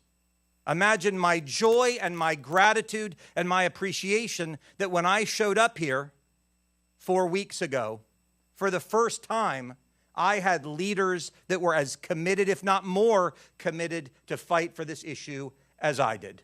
The two chairs that are right here, as well as our vice chair. Because the fact of the matter is, Jewish kids today are afraid. It's never been easy to be a kid going to college. Ask anyone. But no child should walk through campus today and wonder if they will make it from their dorm room to their classroom, or their classroom to the library, or the library to the dining hall, and they will be attacked. And that is not only happening, it is excused. And I would say encouraged at many of our institutions around the country. There are children that are scared to go to school, and in America, that is unacceptable. But for those of us that are Jewish, it is even more unacceptable, because core to our faith and who we are is a belief in the power of education to take us from where we were to where we want to be. So I will say this to every Jewish student that is here. I am here, and I will fight for you. And I will fight along these amazing leaders every day to make sure that we solve this problem. And I will do it for one simple reason. My son is going to be going to college in a year, and I'll be damned if he's going to be afraid to walk through that campus. Thank you all very, very much for being here. But it is now my privilege to talk about the horrors, to make it real, to talk about what actually does happen. This is not esoteric. This isn't something that you read on a page. Michael, who's going to speak, can show you the physical wound, the scar that he has, that he got not in a war on the other side of the world, a scar that he got on his college campus where his wrist was broken and he had to go to the hospital. Not because he was being attacked because they wanted to mug him or any other reason. He was attacked and he was hurt for one reason, because he was Jewish. And so I want you to come and tell us your story. Thank you for your bravery in being here to do it.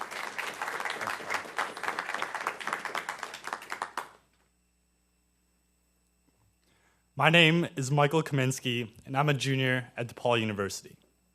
On November 6th, my friend Max and I were attacked by two mass agitators simply for being proud American Jews.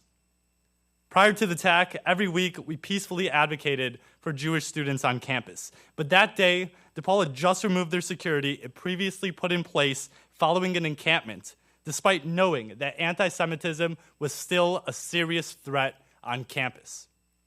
While Max and I engaged from the front and ambushed us behind, they left us with injuries that required me having to get surgery on my wrist. All the while, a campus safety officer employed by the university stood just a few feet away and did absolutely nothing.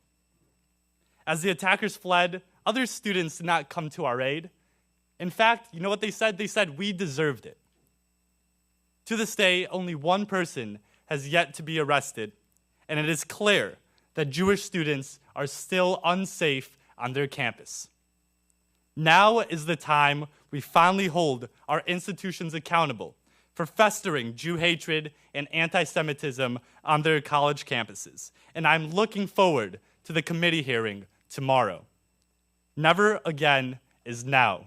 May God bless the United States of America.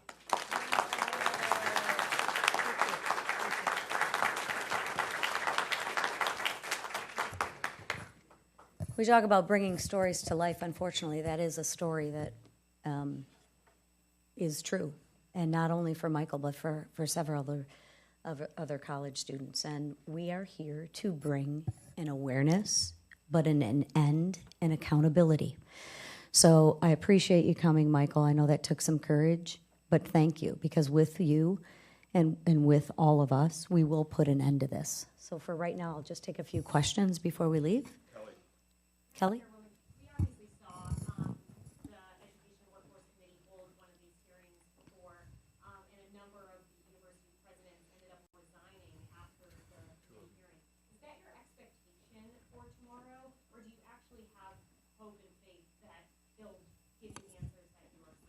Well, I'm an optimist by nature, so let me start with that fault. My hope, my expectation is that things begin to change. That's what my hope is. My hope is it's not about the university presidents. It's about restoring our college campuses to what they were intended to do, and that was educate. We should not be here talking about anti-Semitism, but we are. And what I can tell you is through Chairman Wahlberg, you already began to see actions, right? DePaul University is taking a little bit different stance on anti-Semitism right now. Unfortunately, it took us to call a hearing for that to happen. So my goal isn't to get these presidents fired. My goal is to get them to do their job.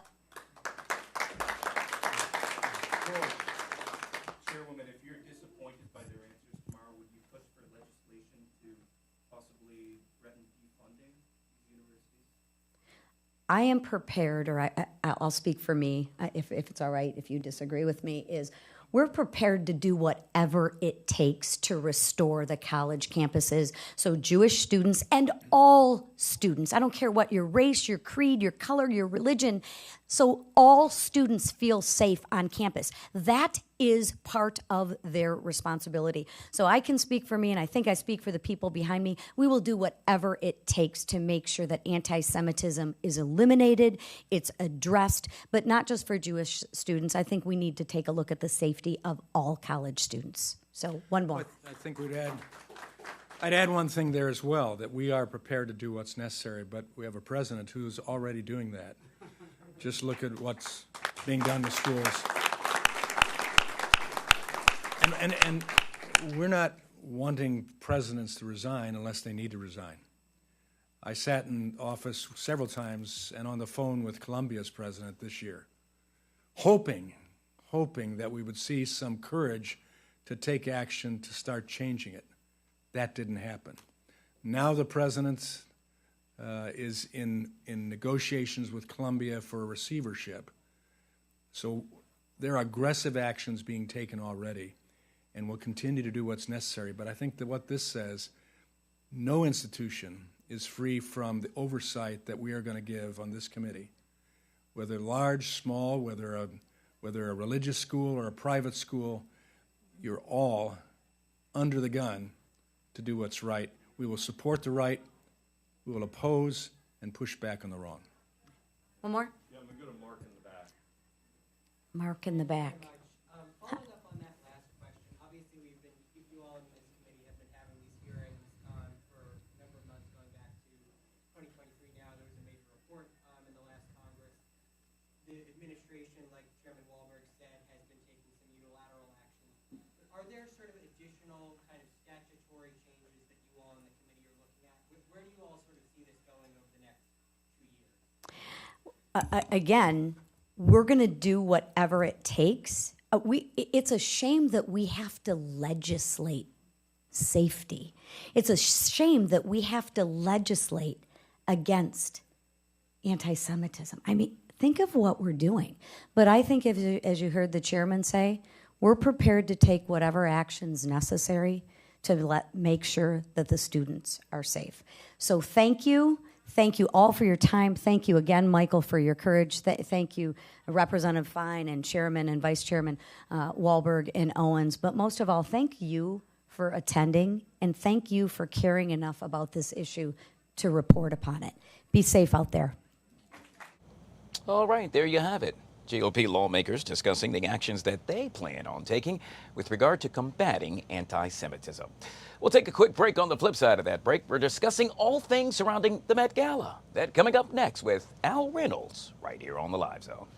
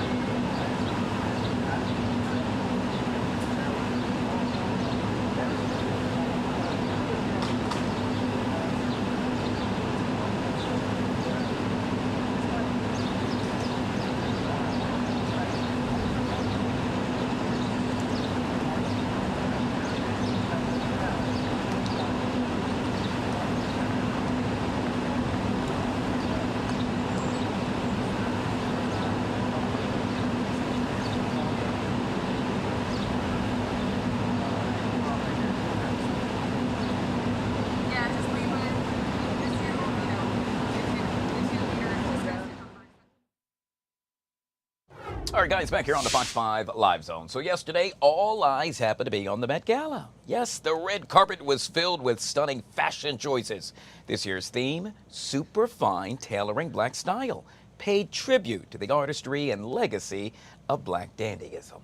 Joining us now was a guy who happened not to be too far away from that red carpet when all of that took place. Media personality extraordinaire Al Reynolds back on the Live Zone. Good to see you, my friend. Welcome to the show. Guy Lambert, thank you for having me back on the show. And last night, not only did we have a great time at the Met Gala, we broke all types of records. Guy, we raised over $31 million with this black, what I'm calling the Black Met Gala 2025. And it is the most money raised by the Met Gala in 77 years. Wow, I did not know that. I guess my first question, Al, is how are you awake? I would imagine you covered it all night. Listen, not only how am I awake, but I'm having the privilege again, Guy, you know a lot in education. I'm actually substitute teaching today at Ketchum Elementary School under the leadership of Miss Beckwith. So shout out to all the parents and the students of Ketchum Middle School out here in Anacostia. And yeah, how I'm awake. Now let's get to the good stuff, buddy. Let's talk about that Met Gala. Now let me tell you, Guy, I have seen some people dress nice like yourself every day that I come work with you. Well, thank you, my but friend. last night was Guy Lambert on steroids. And now when I say on steroids, I mean on steroids. The fashion was out in full effect. And the best part about the Met Gala was that it was a salute to black men fashion. And that's why you saw the chair was LeBron James. He was not there along with Anna Wintour. He was not present because he has an injury. However, his co-chairs, Coleman Domingo was dressed head to toe in the greatest fashions. Wow, and look at that. Valentino. This is my first time actually seeing this, Al. I have not had the opportunity to take a look at all of the fashion as yet. Wow, truly impressive. What was it that stood out to you with regard to what he's wearing? Well, so the funny thing about this is that you saw that was an emerald cape. That emerald cape was in honor of Andre Leon Talley, because we know Andre Leon Talley used to be the only African-American male that was allowed to go to the Met Gala, as sad as that sounds, but it is a reality. For many years, he held that exclusivity. This was an honor to him and his dedication and his commitment and influence in fashion. And he felt that Andre Leon Talley would be very proud to see all these African-American men and women representing us at Met Gala 2025. Now, as you know, Coleman Domingo was styled by two African-American male stylists, which is Micah and Wayman. It's Wayman and Micah, who have been styling him for the red carpet for the past 2 years, and has evolved Coleman Domingo into a fashion icon, not only in the United States, not only through publications and editorials, but also internationally. So Coleman Domingo definitely showed us the way last night as he led the charge as a co-chair. Also, some other people that I thought were extremely exciting was that Tiana Taylor. Tiana Taylor really shut the carpet down. Wow. She started the carpet, and as you can see, she was dandyism at its finest. Now, we know what dandyism means, correct? Dandyism means it refers to the style or the conduct characterized by the meticulous attention to the appearance and the refined language offered through what you're wearing. And as you can see with Tiana Taylor, she had the hat, she had the shoulders, the exaggerated shoulders, she had the brooch, she had the tailoring, she had everything that defines superfine, which is the theme, and tailored, which is also the theme. And the one part that I liked the most about Tiana Taylor's outfit was that she also had a do-rag, which is underneath her hat, she had a do-rag, which, you know, obviously is very indicative of the Harlem Renaissance, when we wanted to lay our hair down and express our curls. So Tiana Taylor was definitely a favorite of mine. Also, another favorite of mine, and I think I may have talked to you about it, was Lewis Hamilton. Lewis Hamilton is not only a superstar when it comes to motorsports, but Lewis Hamilton also, about 5 or 6 years ago, was the first athlete that stepped into the fashion world and said, I'm going to buy a table with my own money at the Met Gala at $250,000, and I'm going to invite only and all black designers. So this actually is the birth, that was the birth of this concept right here of honoring all black people, which I thought was exceptional, and their influence. He wore all white, and let me tell you the best thing about Lewis Hamilton and his being a trailblazer in this space is he was dressed by an African-American designer, Wells Bonner, which you know is probably one of the top designers of color in the world. As you can see, he also wore tails. He expressed himself in whiteness, all white, pure white, with a top hat, with the vest and the fine tailor, as well as the fine fabric. Who else did we want to go over that I? How about that I Madonna? Madonna. Okay, so as you see, Madonna is like an icon. She too really understood the assignment. In all honesty, she had on silk and satin. She also had tails. She also had a tuxedo that was tailored with the cummerbund. She really understood how to celebrate the Black Renaissance celebration and expression of truth. And she too shut the carpet down. Shall we say dapper, Mr. Al Reynolds? Oh, Dapper Dan. Yeah, Dapper Dan. You know, Dapper Dan is the epitome, is the whole symbolism of this particular event.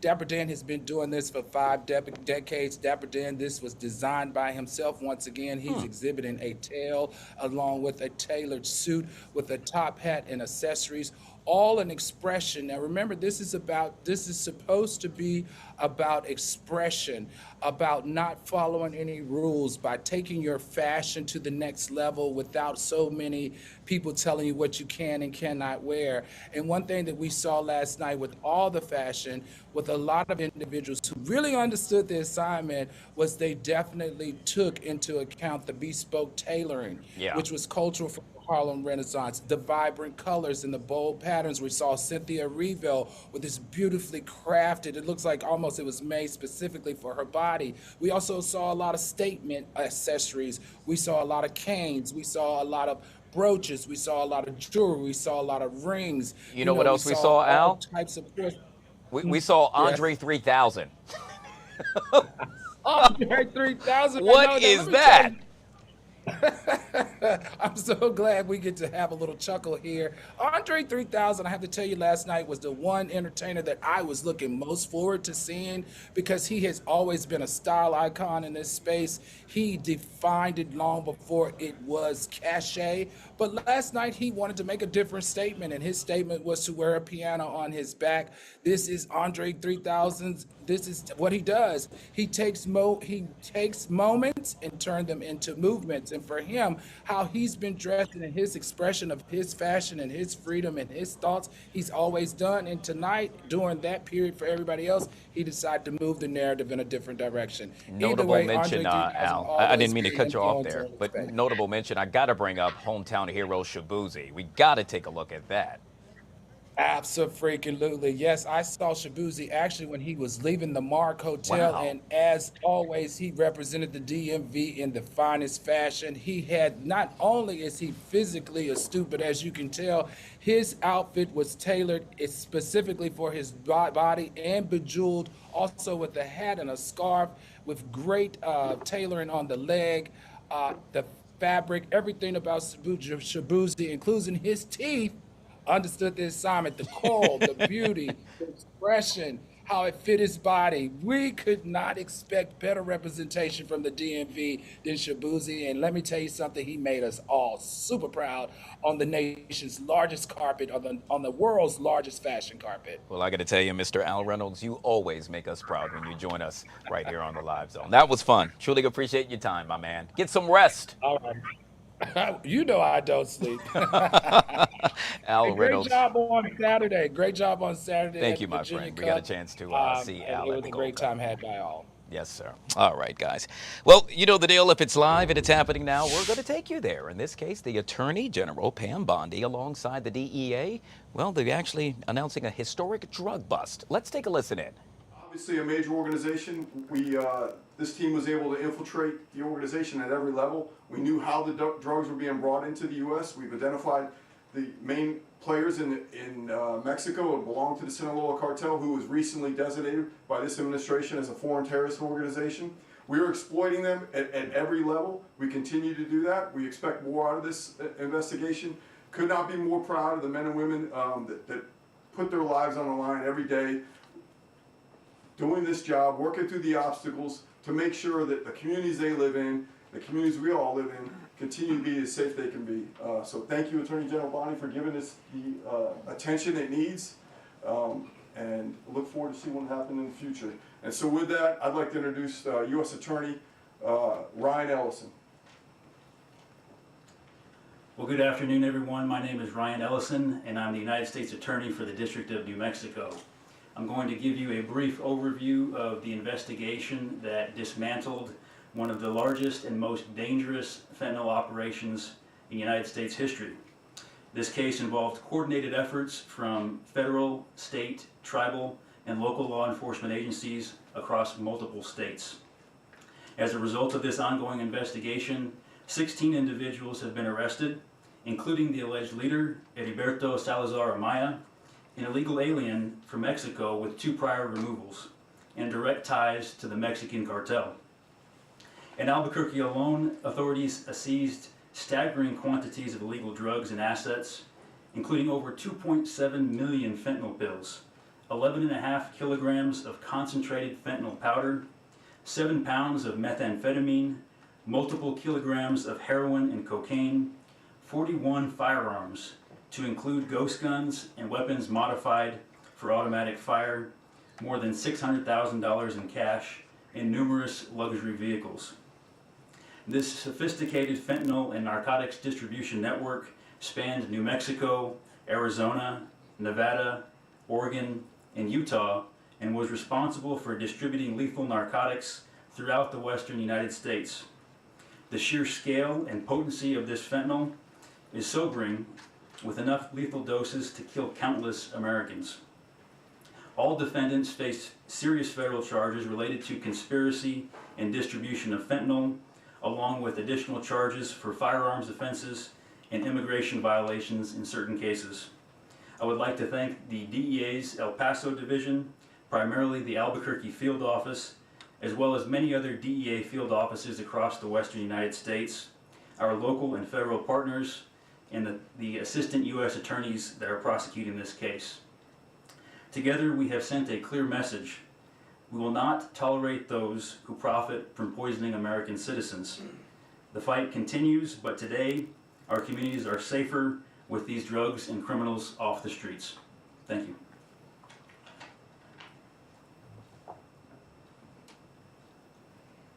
I just want to add one thing.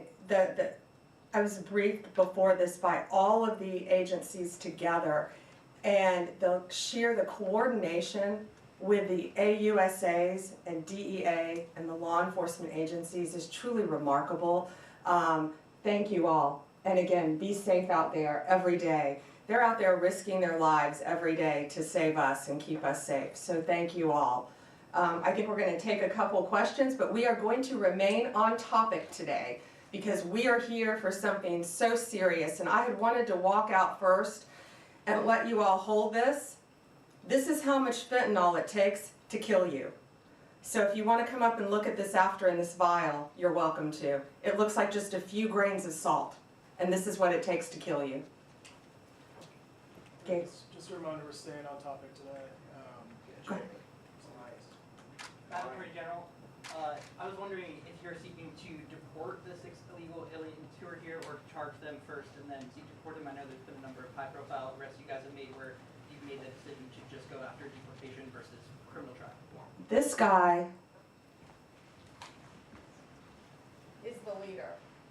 He's the #1 guy. And I want them to stay in our prisons as long as possible. I have no desire to send them back to Mexico because they were coming across our border illegally. No longer will they be able to do that. But the amount of drugs, the amount of money, the amount of weapons, most of these individuals, if convicted, will remain in American prisons. Perhaps Alcatraz. Mary Margaret, Daily Wire. Thank you, Attorney General Bonnie. Can you give us more information on some of these individuals up there? And can you also share whether the you've had any success in getting the Mexican government to help you extradite any of these cartel members? We will be hopefully working with them on one soon. But yes, Mexico has been cooperating in the past. I think we extradited 29 here to our country to face charges when it's some of the top cartel members in our nation's history, some of the worst of the worst. And we brought them here. One, in fact, is at the Kiki Camareno, right? The one, I can't think of his name. He killed Rafael, yeah. He killed Kiki Camareno, a DEA agent in the 80s. And Kiki Camareno's widow and son family had been trying to get this guy back since the 80s and could not do it. And President Trump, working hand in hand with Mexico, was able to get him back to this country. And we spoke to Kiki Camareno's widow and son, and they were both in tears. His son is now a judge, and his son had his father's handcuffs and had them engraved. And I think at some point that monster who tortured and murdered his father will be wearing those handcuffs. But he's now in American custody, along with, I think, 28 others that we were able to extradite with President Trump working with Mexico to stop this really reign of terror and this poison coming into our country. Right, we have time for one more. Jake? You said that these individuals will not be deported. Can you tell us any specifics on charges and any specifics on the investigation on how this actually went down, how they were captured? So the investigation is ongoing. I can tell you it was a lot of work, a lot of great police work is all I'll say now. But I don't want to really reveal their sources and methods of how they captured and caught these guys. But what I will tell you, the top guy who I keep pointing to, he insulated himself. He was in Oregon. He had no drugs on him, but he was the leader. He had millions of dollars. He had a Mercedes. He had a truck. He had other things, but he did not have any drugs on him because he was the leader, and that's what these cartels do, whether it's Sinaloa, whether it's MS-13, whether it's TDA. The highest leaders insulate themselves. Just like the TDA guy, you may have been with us in Virginia. When we arrested him, not even half an hour away from here, he didn't have any drugs on him either. That's what they do. They live among us. They live in neighborhoods because they are the top level. So what will the charges be on that? Oh, I'm sorry. Multiple, what are the charges, guys? The multiple drug trafficking, conspiracy to traffic, multiple drug charges. But depending on the time, they need to serve their time in an American prison to keep them off the streets. And who knows where they would go next. They're part of one of the largest drug trafficking organizations and one of the most frightening cartels. Alana, last one. Go ahead. How are you making the decision about whether to put on trial in the U.S. defendants who are living in the U.S. illegally? You said you want this man to stand trial in the U.S., but in another case, someone who was alleged to be a top MS-13 member, the department moved to dismiss that case and is going to deport that person. How are you making that decision about whether to bring? Based on the time that they can receive in prison. These people are all facing substantial charges. Maybe that might change down the road, and they all are innocent until proven guilty. If convicted, though, they're facing a substantial amount of time in prison. And there's a very big risk, we all know, releasing someone, especially to Mexico. Sending them back to Mexico, who knows? They could attempt to get through our borders, not under Donald Trump, I doubt. But they're also part of a major drug trafficking ring in Mexico. So sending them back to Mexico to continue on with their drug business isn't going to happen under this administration. Thank you guys so much. Thank you all. And if you want to see this, Alana, you may have seen this before, but if you all want to see this, it really puts it in perspective how deadly this stuff is. And that's what I wanted you all to see. Thank you all. All right, there you have it. U.S. Attorney General Pam Bondi, the DEA and U.S. Attorney's Office for New Mexico holding a news conference discussing a week-long crackdown in communities with fentanyl. We'll take a quick break and we'll be right back.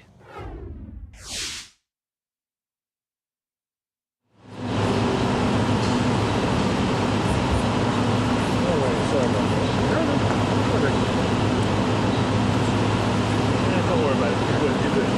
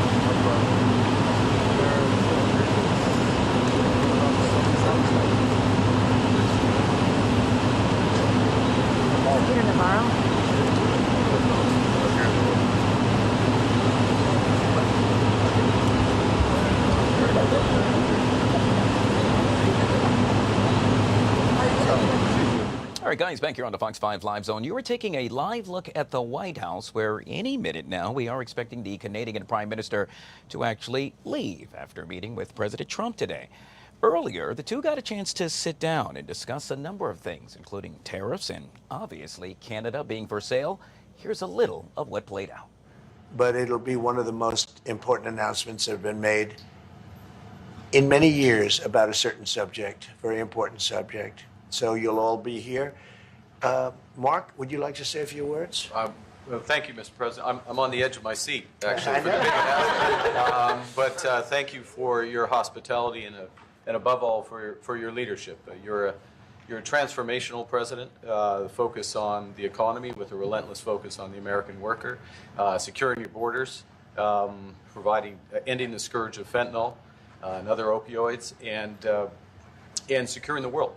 And I've been elected with my colleagues here, with the help of my colleagues here. I'm going to spread the credit to transform Canada with a similar focus on the economy, securing our borders, again on fentanyl, much greater focus on defense and security, securing the Arctic and developing the Arctic. And the history of Canada and the U.S. is we're stronger when we work together, and there's many opportunities to work together. And I look forward to, addressing some of those issues that we have, but also finding those areas of mutual cooperation so we can move forward.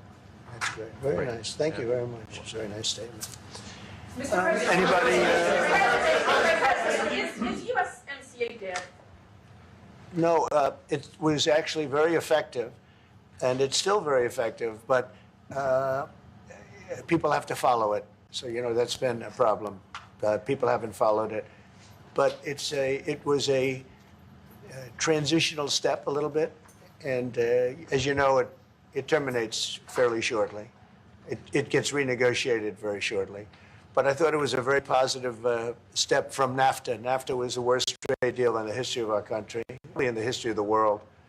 And this was a transitional deal, and we'll see what happens. We're going to be starting to possibly renegotiate that if it's even necessary. I don't know that it's necessary anymore, but it served a very good purpose.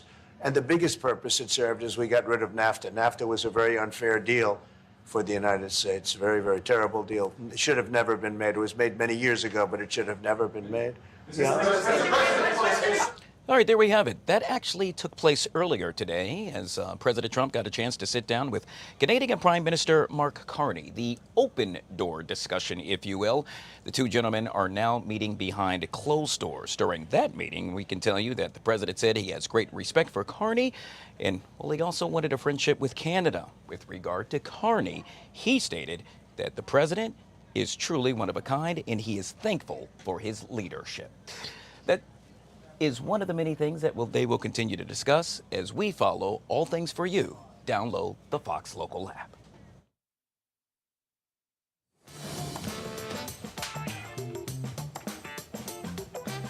Two o'clock on a Tuesday. Welcome into the Take It 2, everybody. A beautiful day out there.